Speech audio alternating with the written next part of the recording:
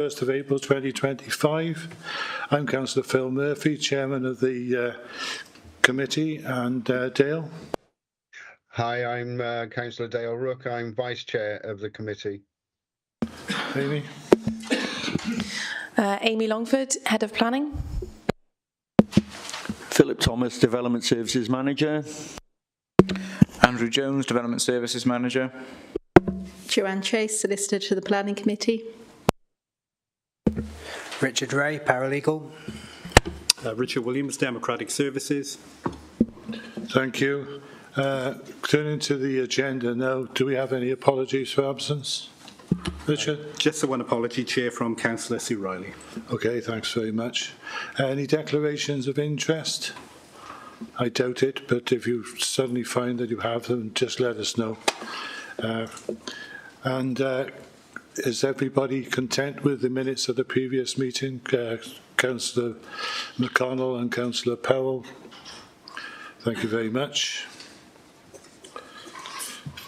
Can I remind everybody online to, if they need to attract my attention and you want to speak, put your hands up in the chat.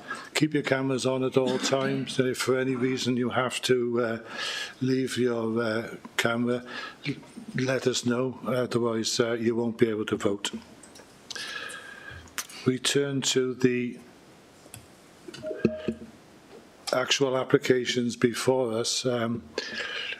We've got 3 to look at today. What I propose to do is to do item 4.3 first, because we have a local member here who wishes to speak.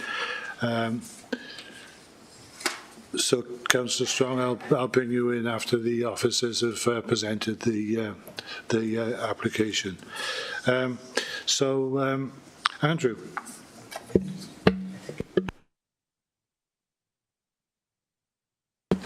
Yeah, thank you, Chair. If you could just get the slides up on screen, please.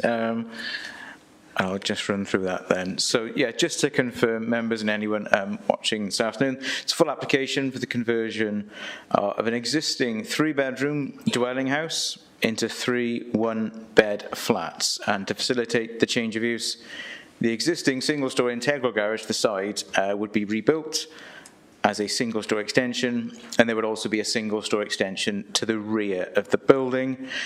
In addition, the front porch would also be replaced. So, just to confirm, it is with you this afternoon, members, as the threshold of 5 households has been exceeded.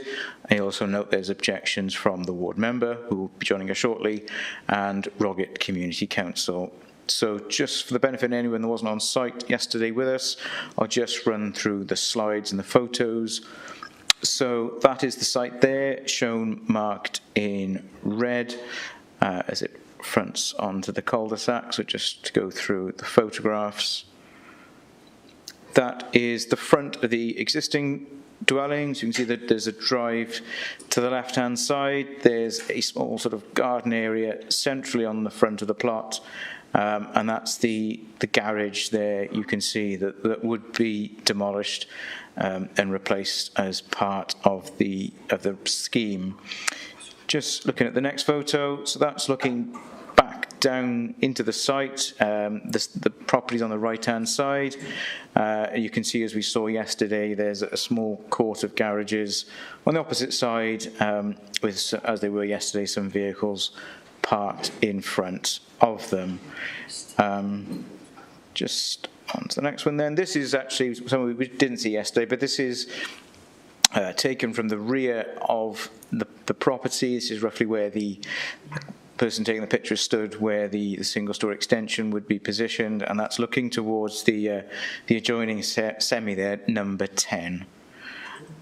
Just to quickly go through the plans before I go on to an overview. So that's the plan form of what we've just seen there. So that's the existing dwelling with garage and porch, both of which would be replaced. And then these then are the proposed elevations and floor plans, and you can see there helpfully the three flats that are sort of identified through the colours on the ground floor. As I said, the porch, the front will also is to be replaced. So existing porch has a floor area of 1.1 metres by 1.6, and the replacement will be slightly larger at 1.3 by 2.7 metres.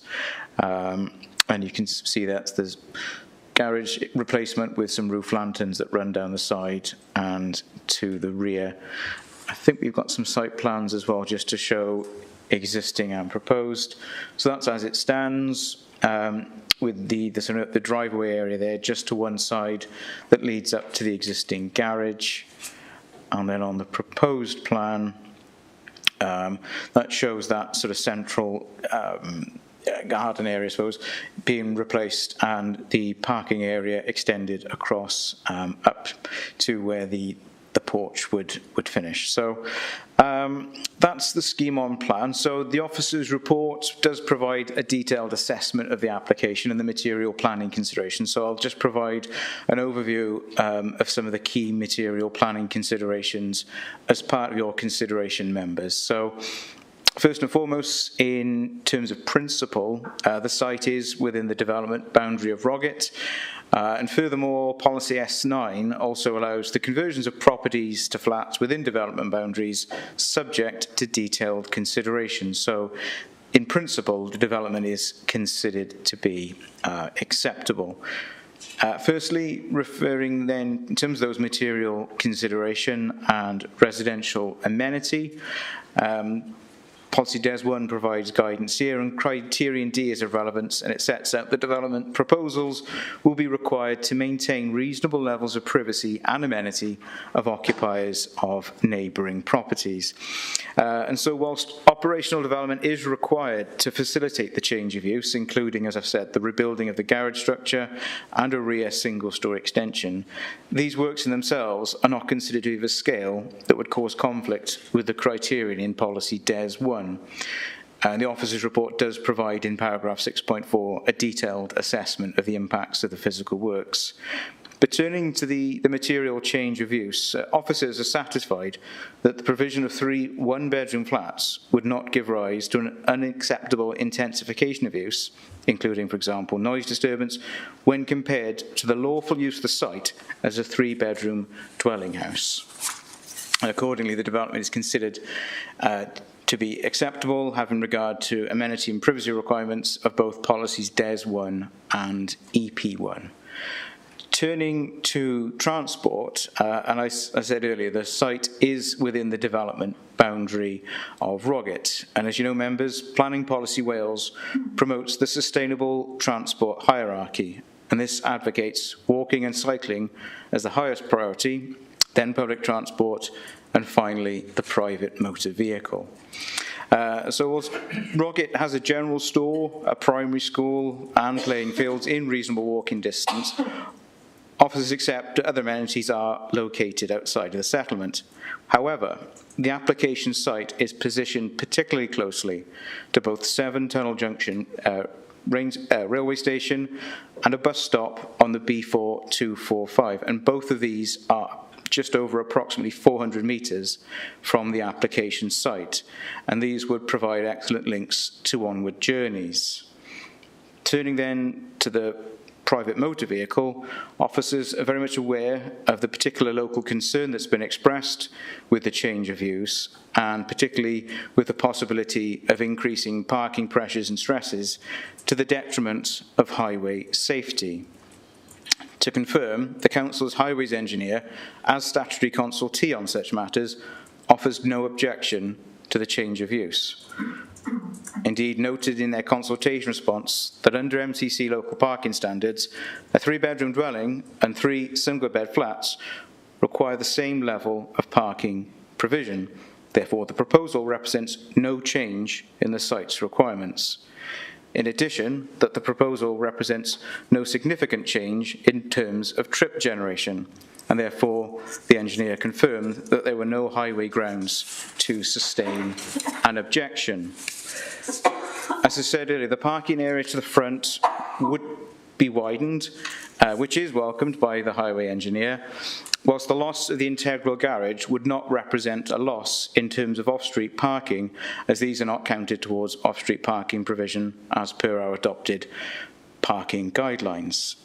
However, officers do recognise that the use of the building as 3 separate units involve persons living independently, and these potentially would be less likely to share vehicles and journeys in the same way as a single household. It is noted that the depth of the current parking area, which would not change, is 600 mil less than the advised 4.8 metres in the parking guidelines. However, planning balance and judgment is required. The parking needs of the existing lawful use of the building as a 3-bedroom dwelling is no different to that of the proposed 3-bedroom, 1-bed flats.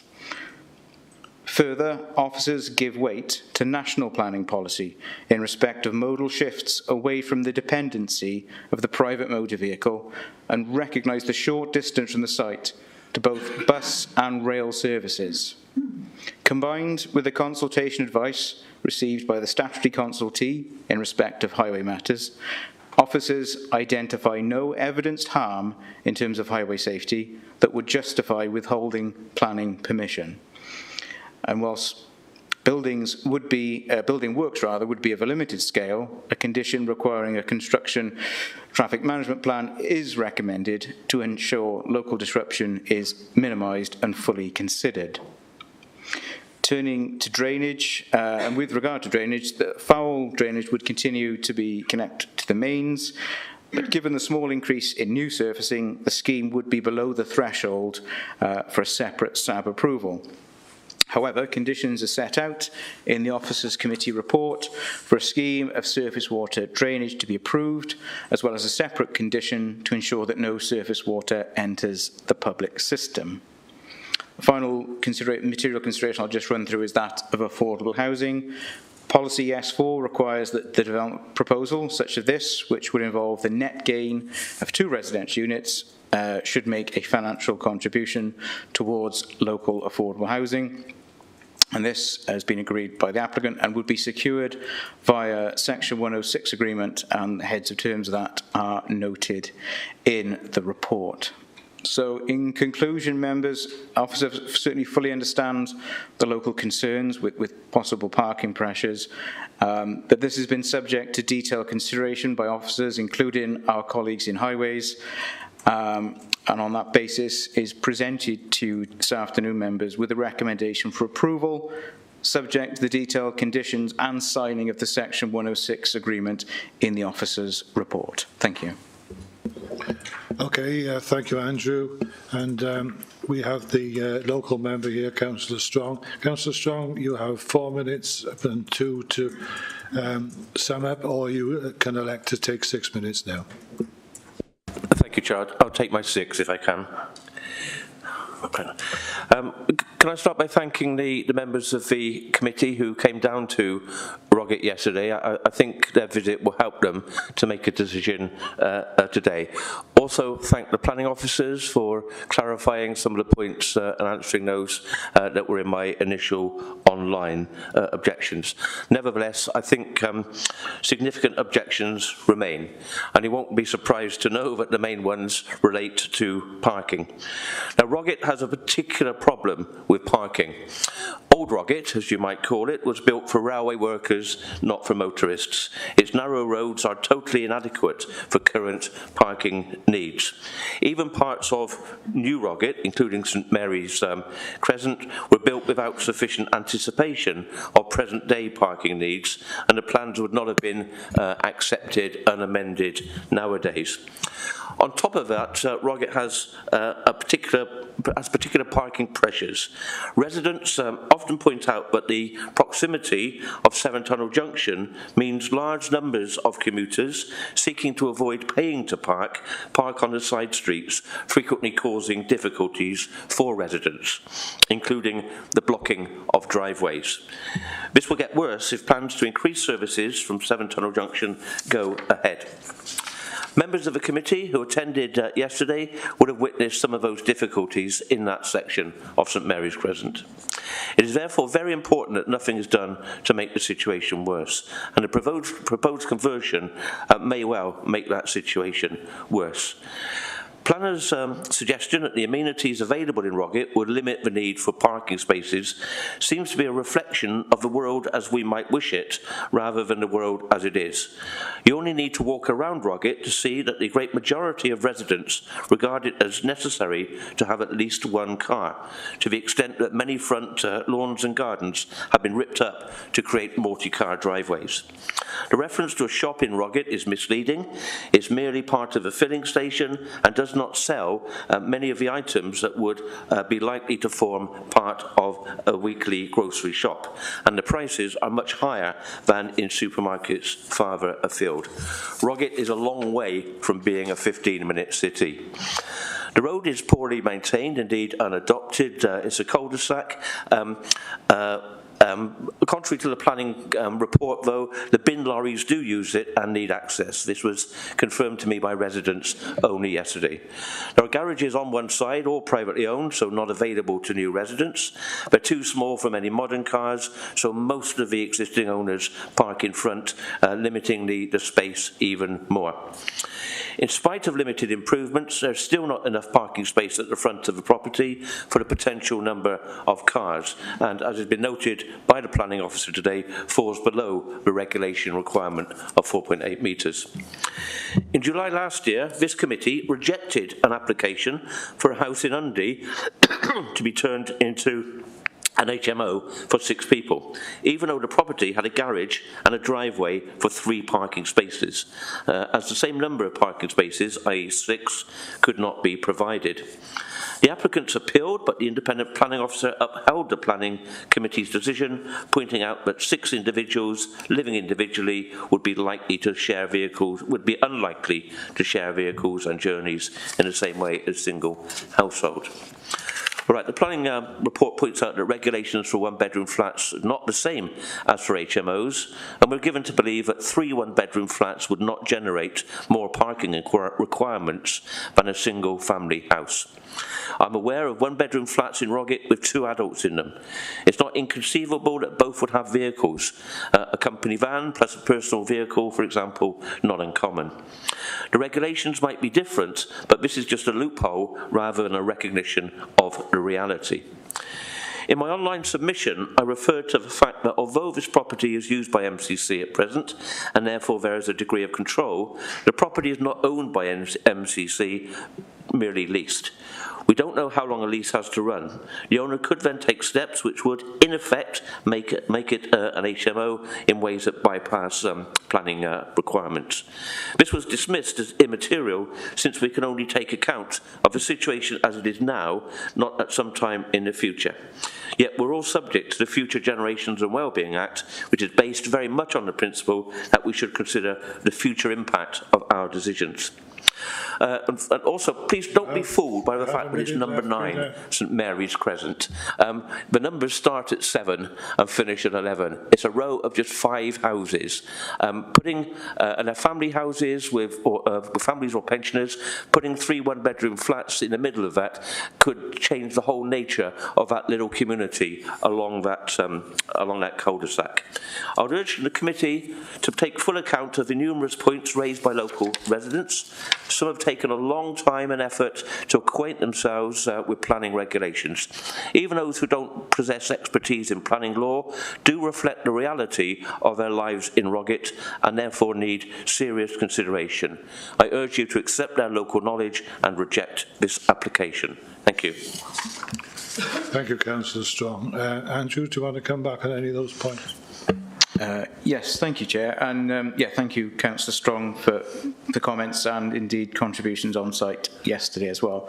I think some of the points, initial points, were covered through the presentation. I'll pick up on just a few key points that wouldn't have been. I'm very much aware of a recent appeal decision at Undy for a application to change a C3 dwelling house to a C4 HMO. That was up to 6 people based on, I believe, that was a 4-bed property. Now, in that instance, there was, the inspector identified that there would be a need for 6 parking spaces. So that's an increase versus the lawful use of the dwelling house, which would have required 3 spaces. In the case before us here today, as I've said in the presentation, parking requirements versus existing versus proposed is the same, and that's been confirmed by the council's highways engineer. Another significant distinction between that appeal decision and that before you today, members, is also the location of that site, particularly the topography of the site, which was addressed by the inspector, and also its reasonable distance to other modes of transport, including railway and bus station, which was not of the offering that is at the site before us today, which, as I've said in the presentation, both the railway station and the bus stop on the B4245 are both within reasonable walking distance. So those 2 issues, A, its location and its transport offering, and the nature of increased parking requirements are both materially different to the planning application that is before us this afternoon. I think the comments in respect of the ownership of the site, it's currently being leased by MCC, that could end management. We need to look at this in simple land use planning terms. The property is lawfully a C3 dwelling house. And our consideration is there additional planning harm to highway safety or any other material considerations as a result of the change of use? Its ownership, its lease, all that could change outside of the planning process. It could be occupied and bought tomorrow by a family with a large number of vehicles, or similarly somebody with no vehicles. We need to look at it in reasonable and make a reasonable planning judgment. So I think the weight given to the more sustainable modes of transport that are higher up the transport hierarchy, I think in this case, because of their proximity to the site, are reasonable and a correct interpretation of national planning policy. I don't see those. If the distances was far greater, I could certainly take the point that perhaps some of that is aspirational, but they are reasonable distances for an individual or individuals to get to. So we accept that the parking provision at present, in terms of its size, is limited. But that space restriction would exist today, tomorrow, regardless of this planning application, for its continued use as a C3 dwelling house that has 3 bedrooms. So certainly accept the concerns in terms of parking pressures and the dangers that on-street parking can cause to highway safety, particularly to more vulnerable members of the community, people in wheelchairs, prams, etc. But in this case, officers have taken a balanced view. We've given appropriate weight to national policy, to the advice of our statutory consultee, our highways engineers, and don't feel there are grounds to withhold planning permission. I understand the other points about commuters at the station, parking around the area, looking to avoid parking charges potentially. That's a process that's outside of our remit. That there are obviously civil enforcement powers that the council has. If driveways or things like that are blocked, then that's a police matter. The decision before us today is very much on land use planning matters and appropriate application of planning policy. If there's anything I've missed there, please come back to me, of course. I'm happy to take any other questions. Okay, thank you, Andrew. I've got nobody else registered to speak, so we'll go back to members now. And Councillor Cook. Yeah, thank you, Chair. I honestly can't agree with the highways report or the officer's report. Having looked at the property yesterday, clearly there are major issues here. And I don't want to be part of increasing those issues going forward. A number of traffic movements, trips, and number of vehicles owned by the people that will presumably occupy these places is totally different to a single occupancy where families have more movement, as it were, with single parents and single occupancy on these flats, and the number of vehicles in each family. That has been said by the councillor. We don't know whether there's going to be 2 vehicles for each family or a company vehicle and a private vehicle. And really, if we look at the front of the property, the pictures that we've seen, or the photograph we've seen at the front of the property, does not actually portray the actual size of the property. It's misleading. We have a 600mm or centimetre less than the increase standard size, which is not a good look going forward, certainly with a new porch. So I will not be supporting this application. I don't want to be part of a plan that increases extra burden on the people who live in that area at the moment. Thank you. Thank you, Councillor Cook. Councillor Prynne. Diolch, Chair. I need my glasses, sorry. I noticed in the documentation it states that the parking provision is being improved by widening the existing driveway to accommodate 2 vehicles. If the cars using the spaces are particularly large, they may overhang the pavement, but this is no different from the current situation. That statement makes me feel a little bit uncomfortable, because it looks like that we're actually encouraging people to park on the pavements. I don't know if this is a public pavement and if we're actually proposing that the development absorbs a private pavement here, but that does make me feel uncomfortable. And I do feel that this development actually decreases the parking provision, because currently, I know we don't include the garage, but residents could use the garage to park bikes or a small car, and the front drive is extremely narrow, and they could park their cars right up to the garage door. But once this development, if this development did take place, there would be a front door where that garage door is. Therefore, you'd need to park back enough for people to get around the cars and into the front door. Therefore, you would have to, in order to use the front, park on the pavement. And so, combined with the fact that I think that you'd potentially require more cars to service 3 households than the 1, I think reducing the car parking allocation with this development makes me feel very uncomfortable. That, and the fact that I don't think there is space within the house there doesn't seem to be any storage inside or out for the occupants of the house, and it does seem, it feels excessively overdeveloped, this site. So I'm afraid I can't support it either. Yeah.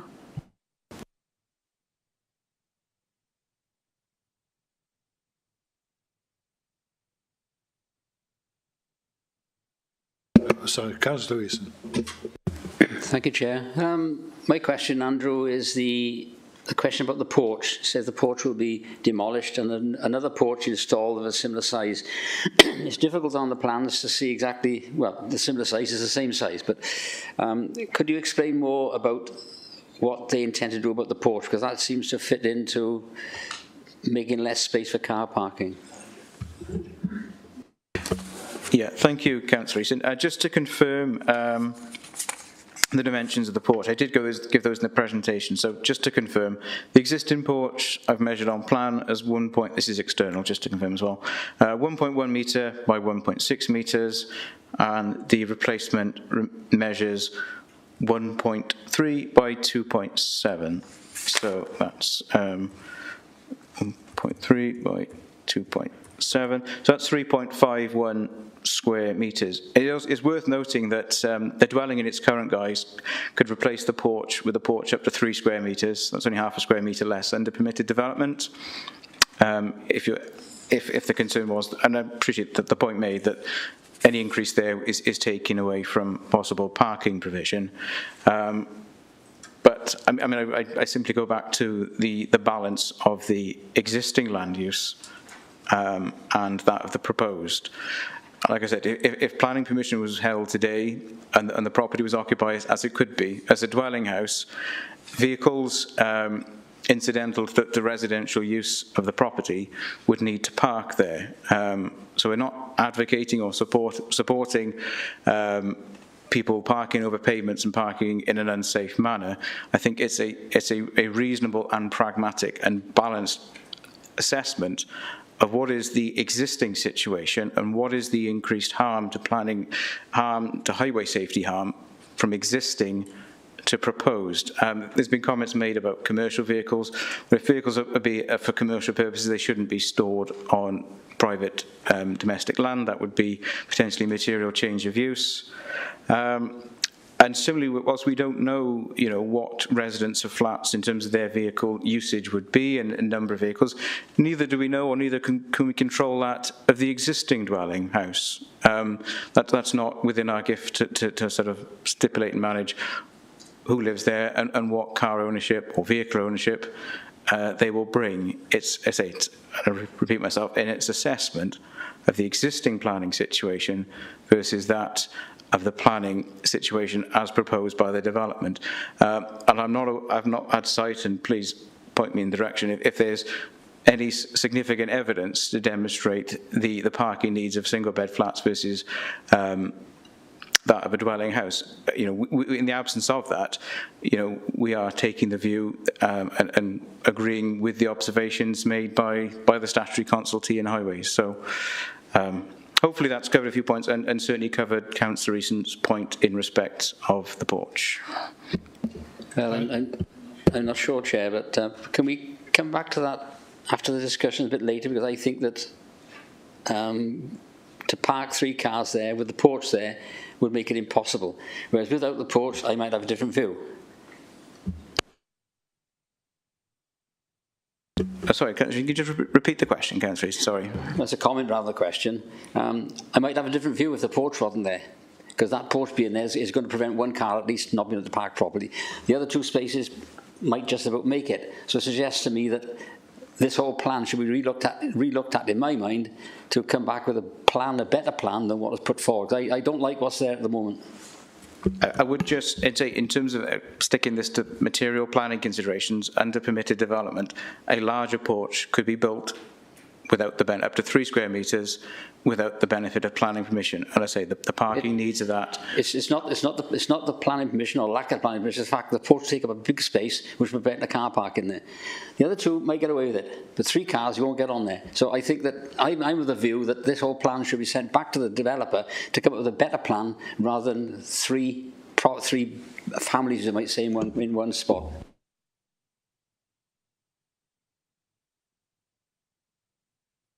No, certainly, councillors, you do make sense. Our view is that the parking that will be afforded by the space would be acceptable as this material change of use. And I've listed the reasons as to why in terms of the fallback of its existing use and also the weight given to its location and more sustainable forms of transport that are within reasonable distance to the application site. Andrew, while you've got the chair, do you want to answer Councillor Bryn's point about the front door of the garage replacement taking away car parking space? Yeah, I think it's at the minute, we don't count the garage as it stands as a parking space, and it's an up and over door.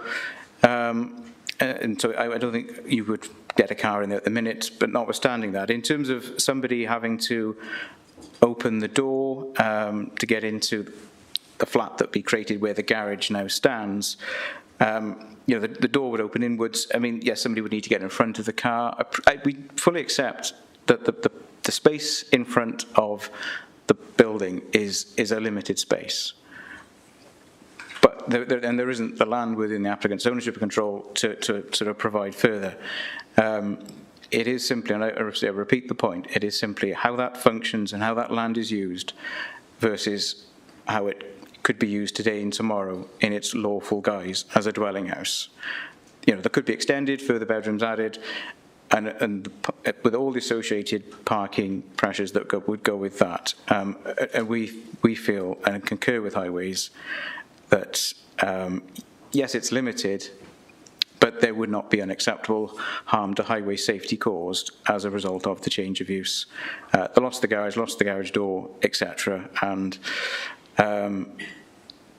But certainly do understand the points made, and we'd say we observed the vehicles on site. Yes, they were parked, and that was in the middle of the working day. Appreciate at other times of the day there would be potentially further vehicles, sometimes there'd be less. Yeah, with the risk of repeating myself, I don't think we can as officers make a case to withhold planning permission. And similarly, I know, I think I've just covered it. I mean, the other point that Councillor Brin made in terms of storage inside, again, we're sort of satisfied that the units are of appropriate size. We're aware that there is a local need, as there probably is across the county, for smaller units, single units, as opposed to household units, and this would help towards that in its own small way. But again, I don't feel that the storage space is such that this would be considered an overdevelopment of the land. Thanks for that. Councillor Pell. Thank you, Chairman. Just a couple of things. The measurement of that grass in front of the house, you have measured that. There is room for the length of a car there, sir. So the measurement from the front of the house to the edge, to the path, to the red line boundary, is I've measured on the plans, obviously online and scalable, is 4.2 metres. The guidance in the parking standard says that in terms of the length, the parking space should be 4.8. So that's the 600 mil difference I mentioned in the presentation. But again, that difference is the same for the existing household as it would be for the proposed flats.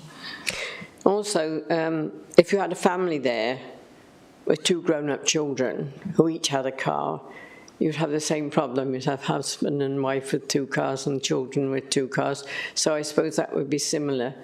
I mean, it's something we don't know. We don't know who might take the flats. On thinking about things, a lot of people that can only go into a small flat like that wouldn't have a car anyway, but we can't pass it on the fact that they mightn't have a car, nor can we pass it on the fact that they might have lots of cars. So it's a difficult one from that point of view. I think we've just got to weigh it up one way or another. We are short of places for people to live. I'm surprised that it's been empty for so long, because we're short of houses, but possibly there's more people wanting smaller areas of living to accommodate their finances than would want to go into a 3-bedroomed house. So it's all a case of supply and demand, I suppose. There's things for and there's things against. But it wants to be used somewhere or other, that house. It doesn't want to remain any more empty as it is, because it's a waste of housing.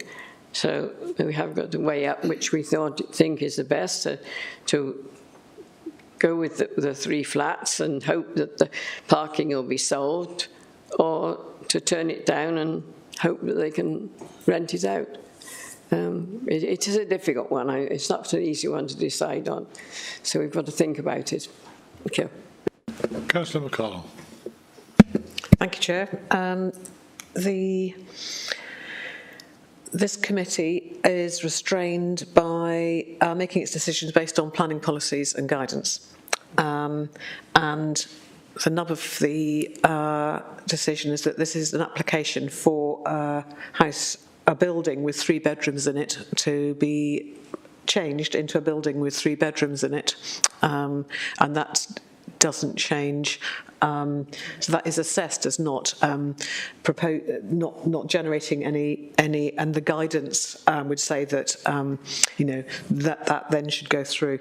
So I'm really sympathetic to concerns about parking, and clearly I've lived in cul-de-sacs like this myself, and parking is always a nightmare, and you spend half of your time driving around trying to find somewhere to dump the car. But on the basis that we should make this decision based on guidance and principles of planning, I don't think we have any choice but to approve this. And if we were to withhold approval for this, I think it would be very likely one on appeal, which just prolongs the whole process and raises expense. So it's unfortunate. I think what we're regretting is the situation that exists, which is the desperate shortage of parking in the area, rather than what this building will contribute to that. Thank you. Yeah, in actual fact, the paving over of the garden could arguably create more car parking space, but Councillor Howells. Thank you, Chair. Thank you, Andrew, for bringing the presentation. As the previous councillor said, I'm struggling a little bit with this this application. What I see there currently is a garage and 2 spaces in front of it, so three in total. And the new development, I can only see two spaces off-road for residents. 3 one-bedroom apartments would more than likely be taken up by either single people or young couples as starter homes. So then, as other councillors said, that could extend that to each of the couple having a car, so up to 6 cars in the area. I can't see any suitable bike storage area. It would mean carrying it through the house. It is a narrow road, and as we can see, it's already experiencing parking issues. So I really am struggling with approving what we could be creating future problems for the neighbours. So, yeah. Councillor Butler. Thank you, Chair. Unfortunately, I wasn't able to make the site visit yesterday. I had another appointment. So I'm not absolutely clear on what is it there at the moment. Is it all concreted over, or is it half grass and half concrete? Would the intention be to concrete the whole of the front over? Might grasscrete be used instead? I'm not clear on that. Thank you. Andrew? Yes, a couple of points. It's all right if I just go back to, before I respond to Councillor Butler, just to go back to a point made by Councillor Howells in terms of the garage and there being 2 parking spaces, therefore 3 at the existing. The existing garage we wouldn't count as a parking space, and I'm not sure you'd get 2 cars in front of it either. So I think really the garage, in terms of a parking offering and a parking provision, we wouldn't count as a loss or a gain. To Councillor Butler's point, I mean, if we've got the plans on, so at the minute there's almost in thirds, or perhaps not quite that, where there's the driveway, this sort of grassed area, garden area, and then there's a path then that leads to the current porch and would do the same. So the extended area would take over what is currently that sort of grassed garden area.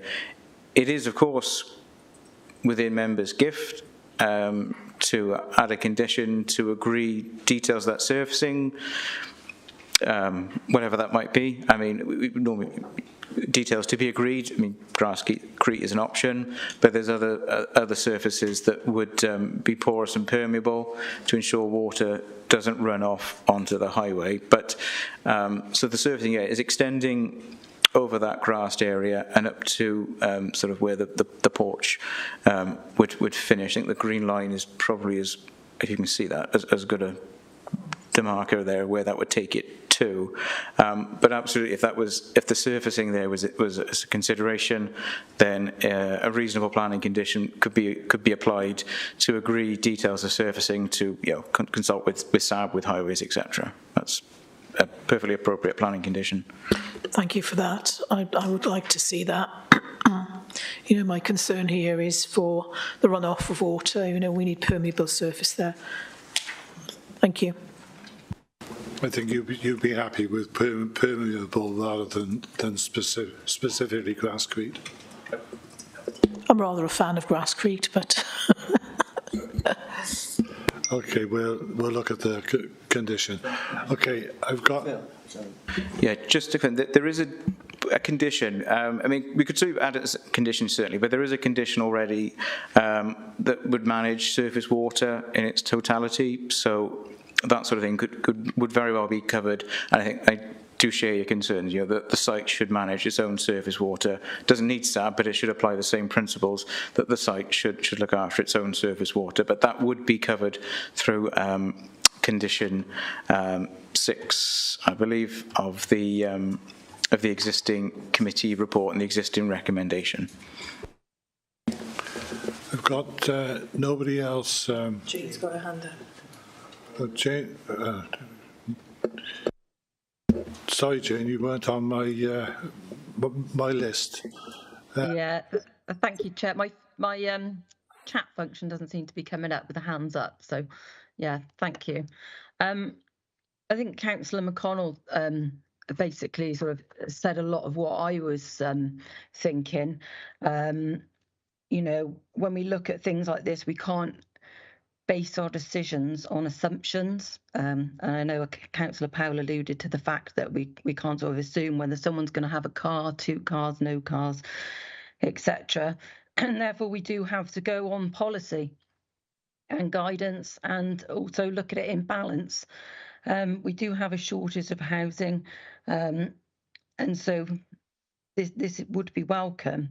I'm very mindful that if this goes to appeal, the council could incur costs, and it will be purely based on policy and not whether there's neighbour objections to parking, which, you know, I do sympathise with the neighbours, but there is provision in place nearby for the Severn Tunnel Junction. There's a bus route. As we've mentioned, not everybody drives. And I think that they are important considerations. Visually, I've got no issues with the development. It looks like, I believe, number 10 next door that it's attached to has done an extension where their garage would have been. They've done a single-storey extension on the back by the looks of it as well. The main thing really is the parking. Just to clarify, we're saying that there will be 3 spaces if they're parked tightly, is that correct? And then what other off-road parking is there?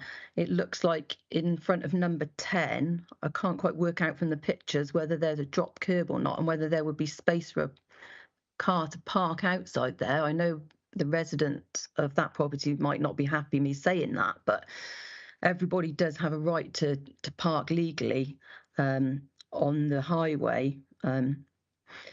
So that's another question that I had there. Also, is there provision for bikes, such as a bike rack, if we're saying that being on foot and cycling should be the primary things that we're looking at with active travel?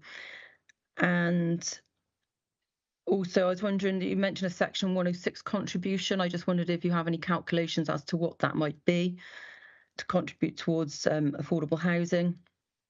And as Andrew has sort of summed up, you know, and keeps stressing, with the existing land use, there is a 3-bedroom house at the moment. There could be somebody in there who's a couple who both have a car.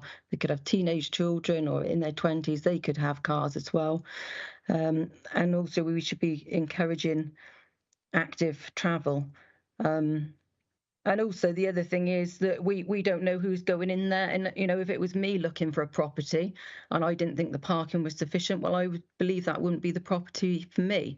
So we can't sort of make assumptions on who's going to choose to live there. So, yeah, based on purely on policy and on balance, I'd be for approving this. Thank you. Okay, excuse me. Thank you, Councillor McKenna. Amy wants to just come back in a minute. Yeah, just to clarify, I think there's a slight bit of confusion over the parking. The application proposes 2 spaces at the front. There are no bike racks proposed. We don't have a policy that requires that. It would be great if they were, but we can't require that to happen. And the affordable housing contribution, the formula is in the report. I don't know the exact figure, but it'd probably be around the 5,000 mark, so to speak. But just really to clarify your position on the parking, and I totally understand where members' concerns are, and we share them to a certain degree, but I think it has been mentioned by a couple of councillors here, members, the planning merits of the application and the planning balance. And the current situation is that there is no restriction on the number of vehicles that an occupant could have should they move in. For example, I live in a 4-bedroomed house, I have 1 car. My neighbours live in a 4-bedroom house, they have 6. There is no restriction on a single dwelling to the number of cars that the occupants in there can have. And therefore, we on balance feel that the current situation is very similar to the proposed situation, and that we do have to take into account Planning Policy Wales in terms of sustainable development. This application is immediately adjacent to a train station, which makes it highly sustainable in our kind of terms as a very rural county. So I would urge members just to take those points into account when you are considering making your decision, and that we do need to make these decisions in line with the policy and the guidance that we do have. Hope that clarifies that. Thank you, Amy. And we've got Councillor Bond, and then I think we've given this fair consideration. I won't take any more after Councillor Bond. Yeah, thank you very much for the presentation. Thank you, Chair. Thank you for the presentation and all the information that's been shared and the questions. Really interesting. I would like to ask Andrew, how would premises or owner manage surface water except other than putting ducting in and then going straight down to stormwater drains? So that's the question. I can't think of any other way, but how they would manage it, because there wouldn't be the area to put any sort of sumps or any attenuation ponds or anything like that. So I would like to second Councillor Butler's request for permeable material on the drive, if that could be a condition, please. Thank you. Andrew. Yeah, shall I come back in there? Yeah, I mean, condition 6 is there to manage all surface water. I mean, the sort of net increase of surface water from the development is quite small. And I think I fully agree with both yourself, Councillor Bond, and the point made by Councillor Butler that developments should manage their own surface water. They should be on site, particularly not draining out onto the public highway on all those issues. I think condition 6 would manage that. Is it below the SAB thresholds? We don't have that as a separate regime, which is why condition 6 is there in the report. I mean, there's lots of other products. There's permeable surfacing, permeable blocks that can be used that will allow water to drain through at a controlled rate. There's quite a few options, and that condition will allow us to look at that in detail, to consult with the SAB team for their technical advice, but I think the condition would cover the points raised to make sure that the increases, particularly to the front, and where there's some more hard surfacing, that condition would allow us to manage that and make sure it's done properly. Chair, so really understanding fully that it's no different to what is existing or could be existing now, just thinking more environmentally in the future and what we would like to see people adopt for the future rather than concreting over. So making sure, as if you just said, Andrew, thank you very much, that it make it permeable, then that'd be wonderful. Thank you very much. Okay, Chair, thanks. do you mind if I add to that? Sorry. Thank you. What we can do, just to make that very clear, is add a sentence on the condition 5 as proposed in the report that talks about that the driveway shall be extended in accordance with the drawing, and we can say that the paving shall be permeable, and then condition 6 will then agree exactly what type of permeable paving is being proposed. So we've got that very clarity that it is permeable paving on the driveway. Thank you. Okay, thanks for that. We have a recommendation for approval, and I think Councillor McConnell, you more or less recommended that we go for approval, subject to that modification to the conditions. Do I have a seconder for approval? Councillor Butler. Richard, can we have the function up, please?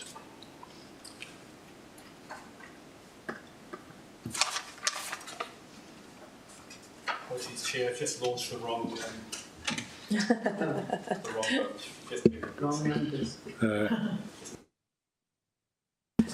You're getting ahead of yourself.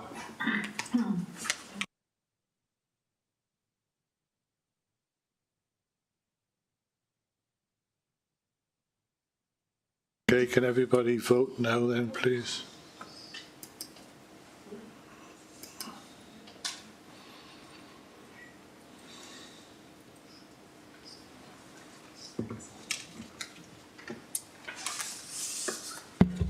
Okay, so that's been approved. It's 10 for, 4 against. Okay, thank you very much for that. We will now go to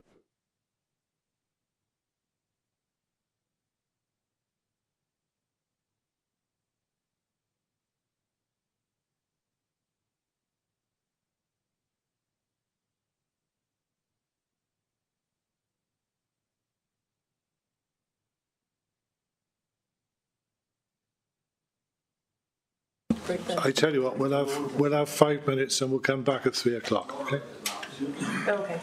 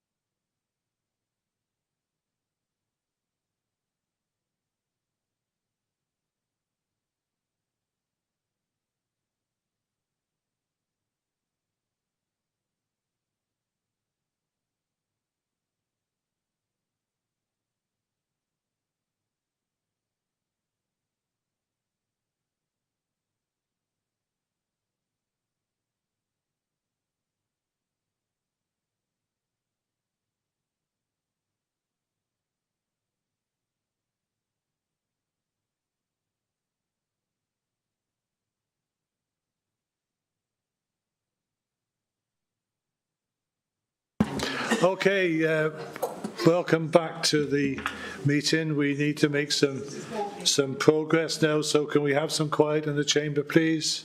And we'll now go to the application that I referred to earlier, 01345, which is the proposed development of some tourist accommodation in the form of 3 glamping pods. And Phil. Yeah, I think we're sharing before, and then we have to start sharing again. Sorry. All right.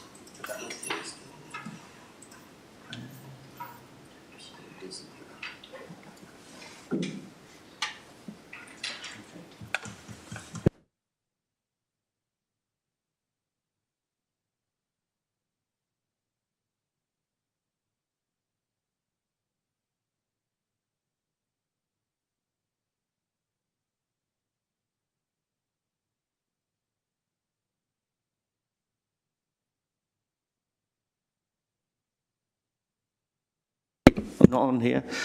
I was just saying this is for 3 glamping pods on land at Werner Court, which is on the main road, the old Abergavenny Road, known as Groesonnen Road, near Bringwyn and Raglan.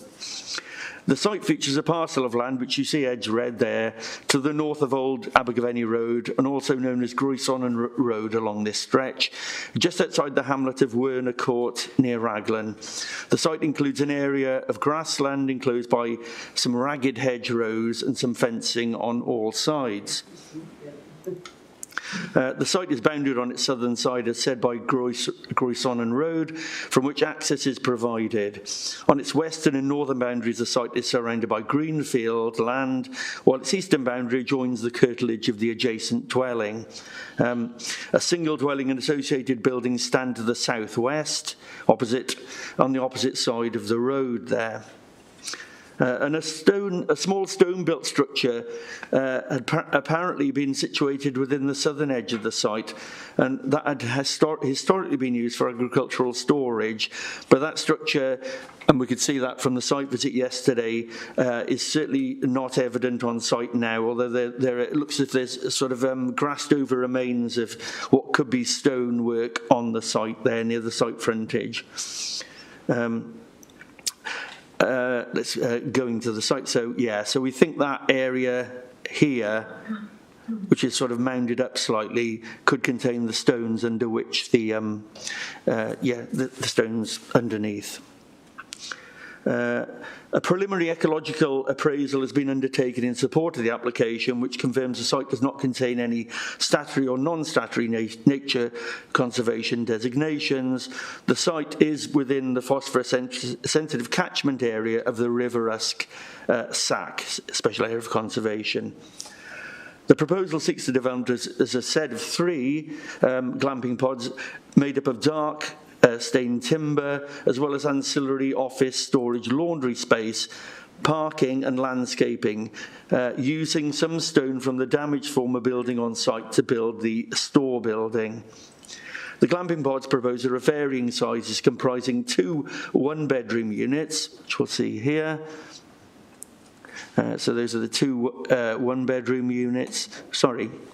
Click that. And then that's the two-bedroom unit towards the rear of the site, with access moved from over this sort of more central part to this more westerly part of the site, due to better visibility at this access point due to the road bending slightly towards the east, and there'd be quite a big hedge which hangs slightly over the verge and then reduces visibility as you would emerge from the site to the left.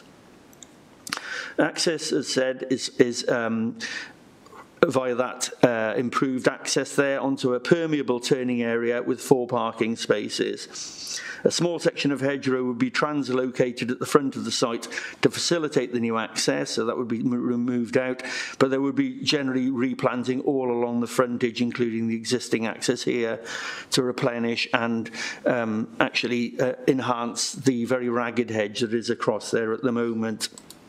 As such, there will be no net loss overall as a result of the translocation. Indeed, there will be an additional enhancement and planting all around the periphery of the site, as can be seen on this plan, with all the green trees there annotated on the plan being new native trees to form a treed hedge line there along the site. A 1.8 metre high stone wall will be placed behind the new hedge, enhanced hedge, for screening and to provide some relief to the pods from the road. As we saw yesterday, it's relatively busy. You're not too far from the garden centre and the cattle market, so on occasions there will be larger vehicles travelling along this road. The units would remain on site and be available for let throughout the year. And the scale of development has been amended from an initial proposal featuring two-storey pods and then subsequently 4 single-storey pods to the current proposal for 3 single-storey pods. And the area of hard surfing has also been reduced at the front as well. And that's the general scheme of the 2-bed unit up above and the 1-bed unit down below. And that's the store building. So that would be the stonework. That's what you would see from the front of the site, but there'd be a hedge in front of that, so it wouldn't look quite like that in reality. But that's the stone that's underneath the grassed area on site that they're looking to retrieve and recycle to form that building. The remainder being timber, dark stained, like the remainder of like the pods that will be on site. So in terms of policy framework, LDP policy S11 is the key policy. Development proposals that provide or enhance sustainable forms of tourism will be permitted, subject to detailed planning considerations. And this is then supported by adopted supplementary planning guidance on sustainable tourism that sets conditions to be satisfied by each proposal, including understanding the economic benefits provided by the development, the landscape impact, the scale and design being acceptable, car trips being kept to a reasonable level, and use of sustainable energy forms being applied, and the development being capable of being removed without leaving a permanent trace on the land. And these criteria have been assessed, and the proposal is considered to be acceptable in all regards. Firstly, the 3 pods proposed would clearly bring visitors into the area who will visit local towns, villages and amenities and will spend to boost the local economy. Secondly, the site has been appraised by the Council's landscape officer, who is satisfied the proposed scale and design is appropriate to the landscape character of the area, offering darker recessive timber buildings with a permeable parking area at the front and retention and supplementing of hedgerow and tree planting and wildflower sways throughout the site. If we just have a look at some of the so that's the site from the road. You can see the existing field gate access here. And that's supposed to be replaced by a new access in this part of the site. So that would involve the relocation of that telegraph pole, but that's a matter, not a planning matter, that's a matter for the developer to resolve with the utility company. That's the site in here, which you can see it's surrounded by some trees and hedgerow, some of which is to be retained and enhanced. And then that's the site frontage. You can see the telegraph pole is there, and there's a property opposite there. And that's looking from the other direction. You see that property I just pointed out here. The site is on your right. So again, there's going to be enhanced hedgerow planting along here, new access at the far end where the pole is, and you can see that the site actually falls away from the road and is slightly lower down. That's it from internally in the site. Again, internally, you can see there's a sort of fence towards the back of the site. And then that's showing actually when the site was perhaps a bit more well maintained, because certainly the hedge when we visited yesterday isn't anywhere near as regular as that. It's quite ragged. So the idea is that it will eventually re-look like that, albeit with the access moved over to this corner of the site where the visibility is actually much better as you emerge from the site. It is the site. It's the same site, ironically. Yeah.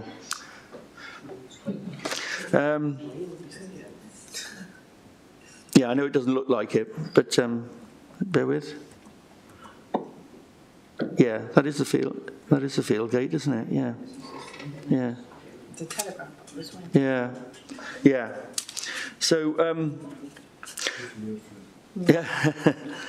So, as said, the site's been assessed by the Council's landscape officer, who's content with the proposal, and darker recessive sort of colours proposed. The proposals would also feature energy neutral buildings fitted with solar panels, and each pod would have a rainwater harvesting system installed, enabling the pods to utilise less water and be increasingly self-sufficient. And lastly, the pods would simply be lifted onto corkscrew anchors by crane. And the use of these corkscrews avoids the need for concrete foundations. They're essentially screwed into the ground and can be easily unscrewed in the event of the site being vacated. And overall, the proposed corkscrew method is considered to be more favourable than concrete slabs, as this method is both more sustainable, less damaging to the site, and will allow the units to be removed easily, leaving no physical trace. In terms of impacts on residential amenity, the nearest house, Christianos, is approximately 43 metres away from the application site to the east.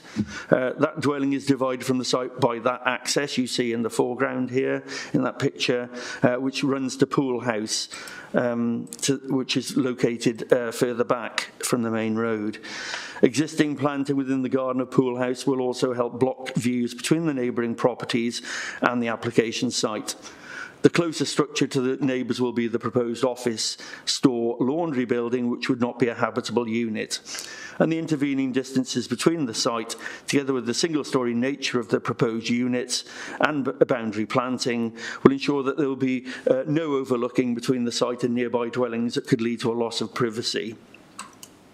The site is approximately 600 metres east of Raglan Garden Centre, which includes a cafe. As well as this, the Cripple Creek Inn is approximately 700 metres to the west of the site. And the site is also situated in a location which benefits from several public rights-of-way connecting settlements in the area, with 3 separate footpath routes being located within 120 metres of the site. In fact, we saw a waymarked post just the other side of the telegraph pole, just the other side of the site, when we walked past it yesterday. The village of Raglan is situated approximately 1.5 miles to the southeast. Shops and services are available within Raglan. Although it would be assumed that most visitors to this type of accommodation would arrive by private car, inevitably, the site is located, as said, close to amenities and approximately 500 metres east of 2 bus stops on the old Abergavenny Road near the garden centre. And these bus stops are frequented by bus service 83, which provides transport to Raglan, Monmouth and Abergavenny, as well as a number of smaller settlements en route. And to reduce the use of the car, the developer would promote the use of e-bikes, and these bikes will be provided to guests to be used on a day-to-day basis and can be recharged sustainably on site. And EV charging facilities will also be available to encourage those who own electric vehicles to travel to and from the site during their stay. The proposed visibility displays at the access would measure 2.4 metres by 4.43 metres in both directions, confirming that the proposal will achieve acceptable visibility displays, and Highways have confirmed they are happy with the proposed access being relocated. And in terms of the hedgerow, it falls within the site boundary and ownership of the applicant and will be retained along the site's frontage.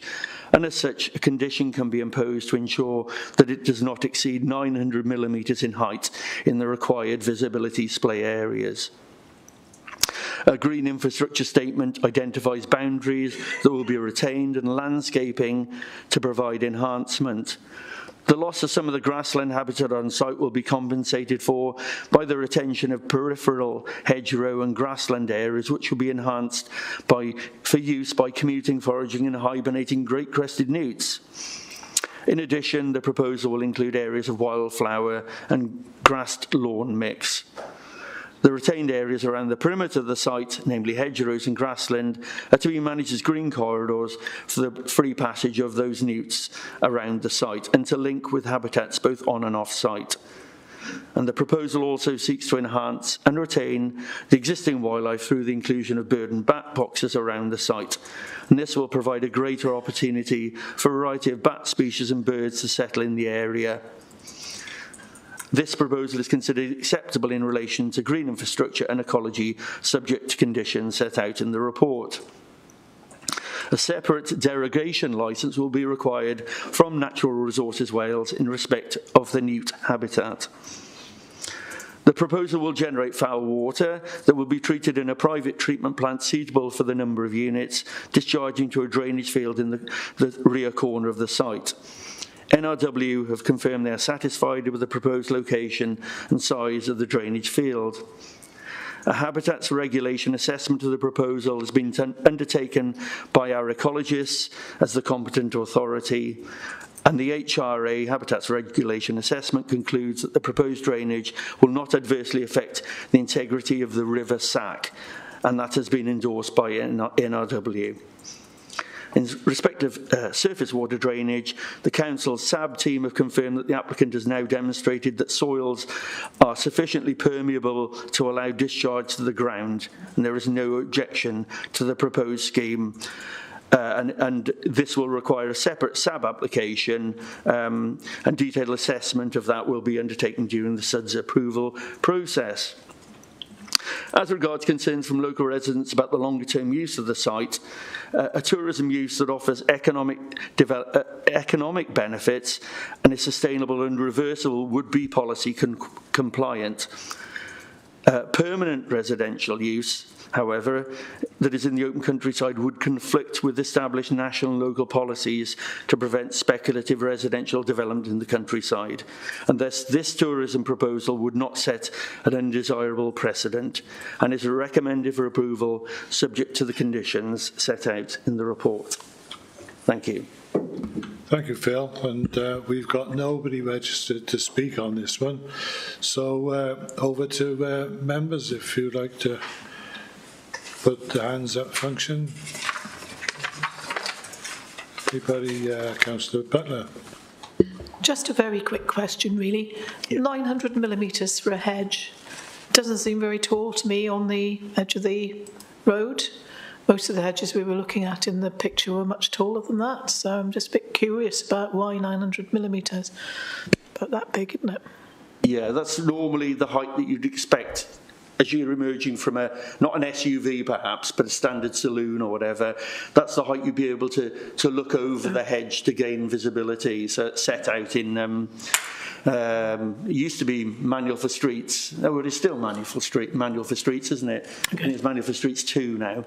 But it's a standard highway requirement for ensuring visibility displays are maintained. That's where the display is. Yeah, thank you. Councillor Byrne.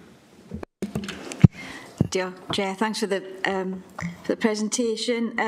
Having visited yesterday, got some reservations about the pricing of this site, though. So I'm pleased to see that there's proposed wall building and hedging at the front, because that'll do something to both benefit the site ecologically and on the noise pollution front. We did also discover whilst walking along the road that it would be very uncomfortable for any residents of this site to try to walk anywhere, regardless of how close the Cripple Creek and the Raglan Garden Centre are, because there was no pavements and the road is quite fast, even on a Monday midday. So I'm also pleased to see that the cycle parking on site and bikes provided, because cycling might be more palatable because you could get there much faster and cover such a short distance much faster. My query is, I know that you say that there's a bus stop nearby. but I don't think you could walk to a near bus stop with the roads as they are. Are you able to flag buses down? Because that could be a proposal. If they could stand at the entrance and flag a bus, then public transport would be an option, but I don't think we can say that public transport is an option if they need to walk to a bus stop, when I don't think walking is an option. I appreciate that there's a footpath opposite to Raglan, in a roundabout way to Raglan, and there are two nearby, but I think that's more as a walk, going for a walk rather than to access amenity, if you know what I mean. If you're going out to the pub, you wouldn't walk to Raglan on the footpath opposite, but you might catch a bus. Yeah, so if you could answer that, is it possible for them to flag a bus and thereby access public transport from this site? Well, we know that the nearest bus stop's near the garden centre. It's about half a kilometre, 500 metres. So that is a fair walk, I agree. And it's not the most attractive road corridor to walk along. So I don't know about being able to flag buses. I doubt it. Yeah, I think. In terms of its sustainability credentials, I think this site sort of it encourages sustainability through I think more realistically what you've said, the use of these e-bikes. I think that's a much more viable option to go to travel without using the car to nearer amenities. And they are actually providing the e-bikes on site and providing the store where they will be kept securely, so that they don't disappear overnight. So in terms of buses, while yes, you could walk along there, and some walkers inevitably will, I do accept that it's not an attractive corridor for them to walk along, but the e-bike does offer, and also the sustainability credentials of the buildings themselves and the PVs, the EV charging, I think ticks the boxes really in terms of sustainability of the site as a whole, not just in terms of just trying to use the bus. But they are offering alternatives to the car, which I think is only to be applauded in this instance, I think. Okay, thanks, Phil. Can I just warn everybody that names are appearing and disappearing off my list here? So if I miss you, my apologies. So, Councillor Cook. Yeah, thank you, Chair. Just a couple of issues, really, just to try and understand where we say that we are looking at a specialised screw pods unit, which will then give us the opportunity for bringing the site back to a green pasture land. Yet we are looking at the plans where we've got a concrete stone standard construction of offices and mess room or shower room or laundry or whatever. I just don't understand that we can sort of accept the two issues, one being a sustainable unit that we can take away, and one being a permanent building. Just put me in the picture, really, if I would. I don't understand that. I think from my understanding, obviously that wasn't case offered, but the idea was to reuse what stone was in the site itself, recycle that in a sustainable manner. You will notice, sorry if I get the building back up, that it's only a relatively small part of that building which would be in stone. So go back up to it. It's just one wall, isn't it?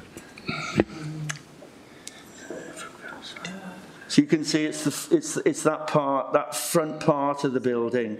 So it's just the office, which would be the stone, reuse the stone that's there. So I don't think that will lead to any sort of undesirable precedents, and certainly couldn't be used in the future to encourage some sort of conversion to a dwelling, for instance, if that's what the concern is.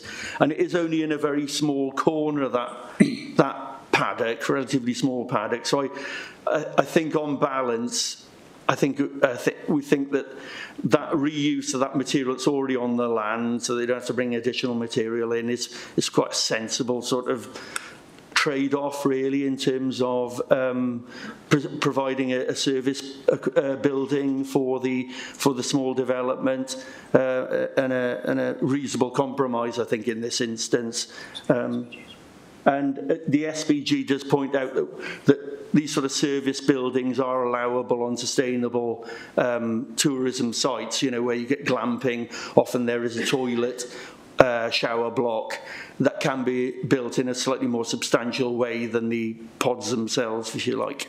So I think in this instance, it doesn't deviate from the policy in any, you know, it doesn't conflict with the policy in that sense, given the context. Thank you, Phil. The other issue I have with is the access. Really, it leaves me with great concerns, certainly to that of the property opposite. It seems with several metres of the property joining that main road. I thought it would be and it's quite fast. I think it's. Are we do we have a highways permission, a report on that? Well, I think they offered to move it on the basis of advice. So highways, if you remember when we went to site yesterday, the sort of road bends slightly in this direction, and there was a very large hedge along here, which was if you've got the access where it is in the middle, you're hard pushed to get past that to get the optimum splay in, which is why it's moved over here. And I think, if you recall from that, the hedgerow isn't great along here in any instance. It's very ragged. So moving it to this area, it's not directly opposite the access to this property here. And this is only a small development. The amount of use that access will get will be very intermittent. So I don't think it'll create any hardship really for access to the property on the other side of the road. You know, you're talking about two small pods and a two-bedroom one. So there's going to be very limited highway movements each day, even when it's fully occupied in terms of that site. So I'd suggest that the access that's the optimum location for it. Thank you. Councillor McKenna. Thank you, Chair, and thank you, Phil, for the presentation. You mentioned about the water treatment plant and that it's sufficient for the units. Could you just confirm that you are actually, when you say the units, you're confirming it's suitable for the 3 holiday lets and also the office and laundry? Because if you're producing washing laundry for 3 holiday lets, that's going to produce quite a lot of water that will need to go through that treatment plant. So that's my first question.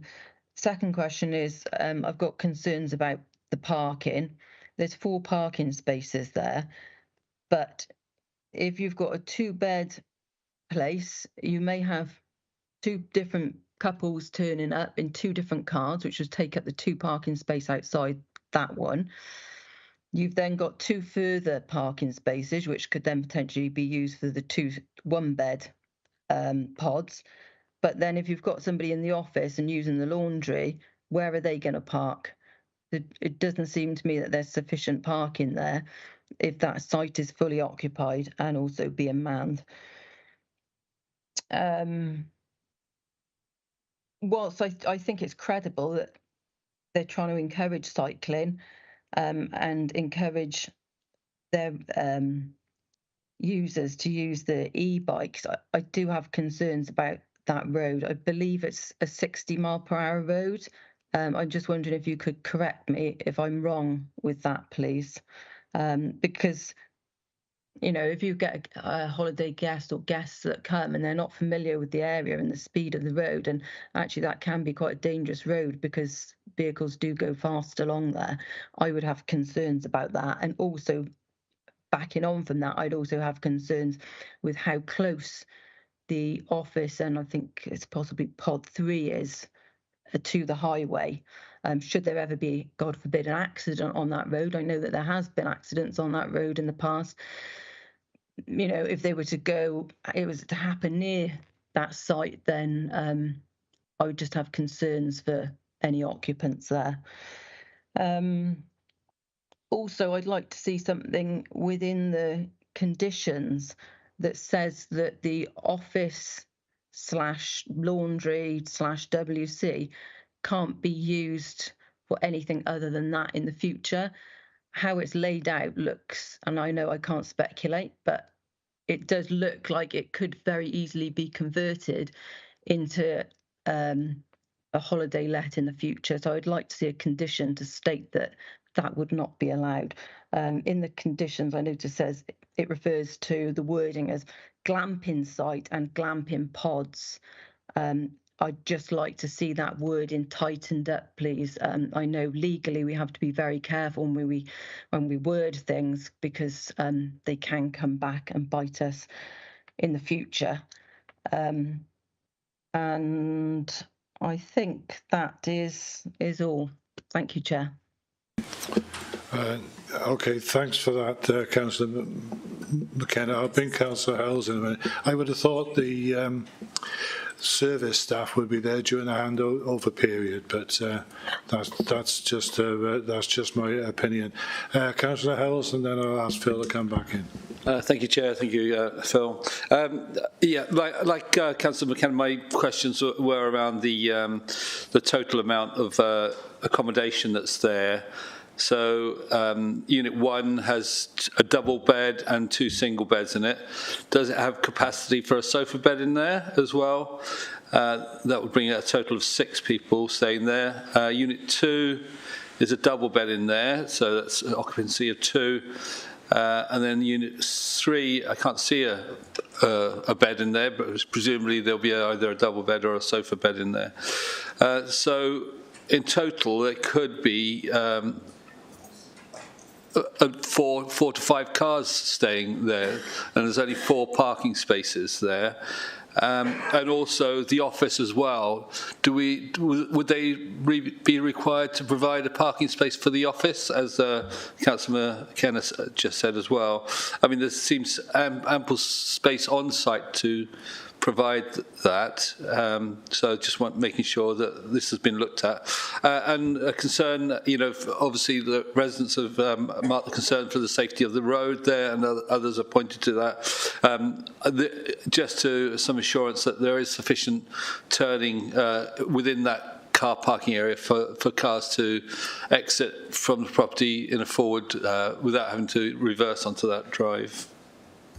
Just those 2. Thanks. Phil, do you want to do those bits? Yeah, okay. So in terms of some of Councillor McKenna's comments, that's a 50 mile per hour maximum speed stretch. The visibility displays there have been agreed with highways, so and they are appropriate for that level of that type of highway and the speeds on that road. So it's fit for purpose in a sense that the access has been designed to be safe and convenient to use. In terms of the drainage, the water treatment plant has been designed to accommodate all of the foul flows from the 3 pods and the laundry and toilet in the next to the office there, you can see. So all the flows would be appropriate for that level of treatment plant there. In terms of parking, well, in terms of glamping and that form of use, you'd normally go by the number of bedrooms. So that would be 2 spaces for the 2-bed unit, 1 space each for the 1-bed units there. The office, as Councillor Murphy has said, will probably be manned sporadically when there's handovers and to make sure that people have access to the pods when they arrive and when they leave.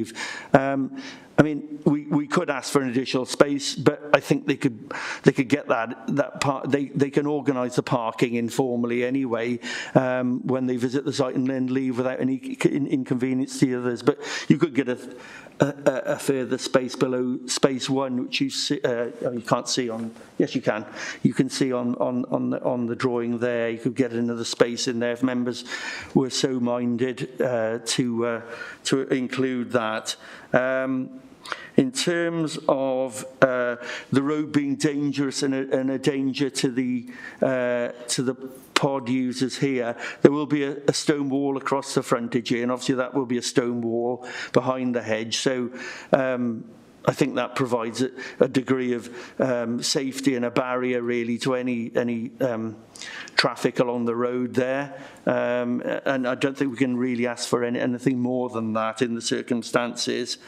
And in terms of that being converted to a holiday let, I think we've got conditions in there anyway that limit it to 3 pods. 12, condition 12. Yeah, none of the glamping pods here shall be replaced by any other structure. And then maximum number of pods, there should be no more than 3 glamping pods on the site at any one time. They would have to come in to convert that, I would have thought, to...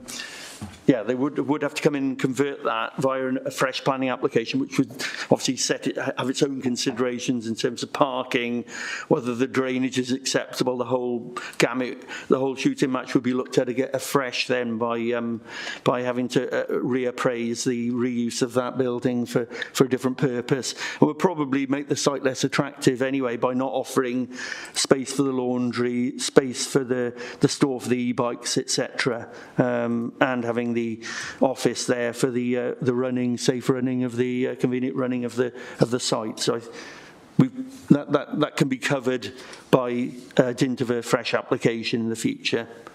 Thank you. I hope I covered everything. Yes, sorry, Phil. Could I just come back in? Could we actually have, if members are minded to approve it, could we actually have something written up firmly within the conditions that laundry office cannot be used or converted into a holiday let in the future? It's just so it's crystal clear, just for clarity. Thank you. It's whether that passes the test for being a fair condition. It needs to be reasonable. So if there's already a need for planning permission in the future, I don't think we would need then the added safety net of having a condition just to set out what they've already got to do, if you like. I apply for planning permission for a holiday let use in that ancillary building. And you've got 9, 10, and 12 as well. And you've got already got quite a lot of detailed conditions. 9, 10. To only be used as holiday. Yeah. I think it's covered. I think it's, we're confident it's already covered, Councillor McKenna, and they would have to apply in the future to use that property for a separate holiday let. Okay, thanks for that. Councillor Webb. Yeah, thank you. I wanted to second Councillor McKenna's concerns, but as long as those are truly put in place, but I was concerned that in the future that building could be converted into another accommodation. And I didn't recognise the pictures really from the site that we saw yesterday, Phil. It looked as if it was a long straight road, which it isn't. There's a bend on each side of that site. Also, there's a dual carriageway on the far side and the ordinary main road on this side.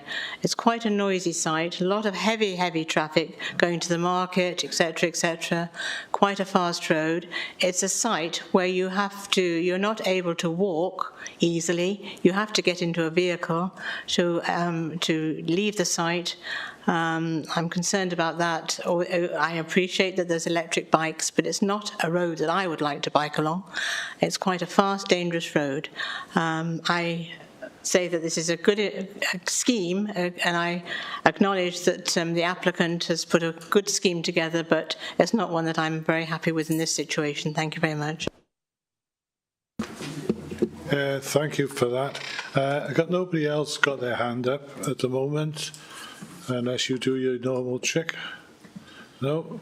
Okay, well, we have a recommendation from officers for approval. Is anybody prepared to recommend approval?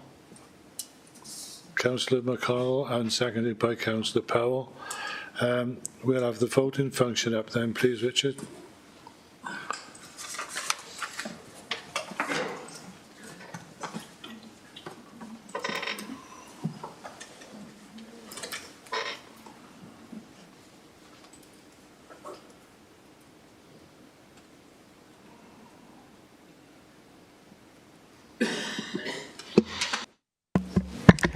So that's approved. 11 for approval, 3 against approval.